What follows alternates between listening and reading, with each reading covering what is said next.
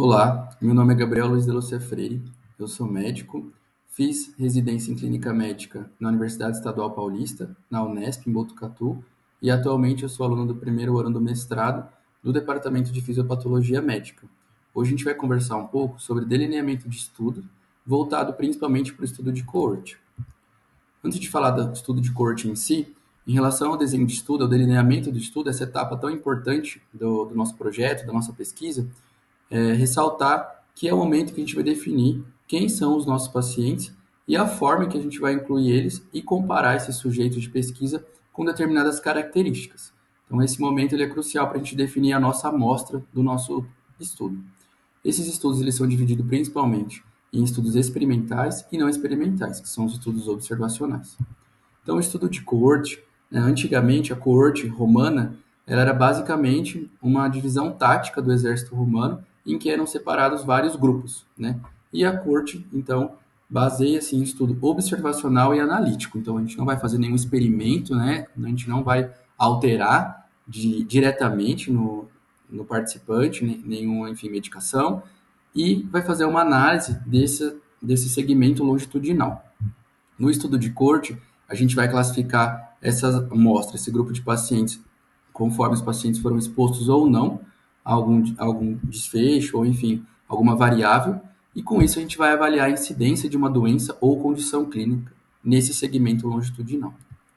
Existem alguns tipos de estudo de coorte. Existe o coorte prospectivo, retrospectivo, coortes múltiplas e controles externos. Então, prospectivo, basicamente, a gente vai fazer uma análise do momento presente para o futuro. Então, a gente não tem ainda o desfecho, né? A variável dependente.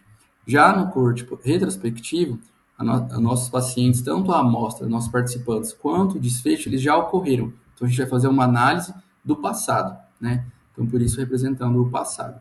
Já coortes múltiplas, basicamente, é quando a gente tenta identificar diferentes exposições dentro de um mesmo grupo semelhante de pacientes, como, por exemplo, pacientes que sofreram exposição à tomografia, né? A gente tenta separar, então, um grupo que sofreu mais radiação, um outro menos radiação, e com isso a gente faz uma coorte múltipla.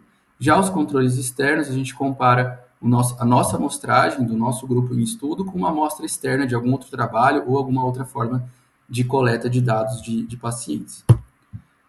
As etapas da coorte prospectiva basicamente são definir quais são os critérios de seleção e recrutar esses pacientes, também definir quais são as variáveis preditoras, que então vão influenciar as nossas variáveis dependentes, observar esses participantes ao longo de um tempo determinado e também, muito importante, minimizar essas perdas nesse segmento, através de várias técnicas, como conversar com o paciente com certa frequência, né, verificar quais pacientes têm alto risco de evadir ou, enfim, mudar de cidade durante o estudo. Então, a gente tenta minimizar essas perdas, porque isso vai influenciar na nossa inferência final do estudo.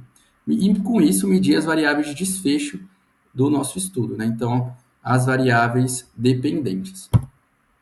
Estudo de coorte prospectiva, as vantagens dele. Ele permite calcular a incidência, consegue estabelecer uma sequência temporal, ele impede que a aferição da variável seja influenciada pelo desfecho, visto que o desfecho ele ainda não ocorreu. A gente vai observar esse desfecho durante o acompanhamento do estudo.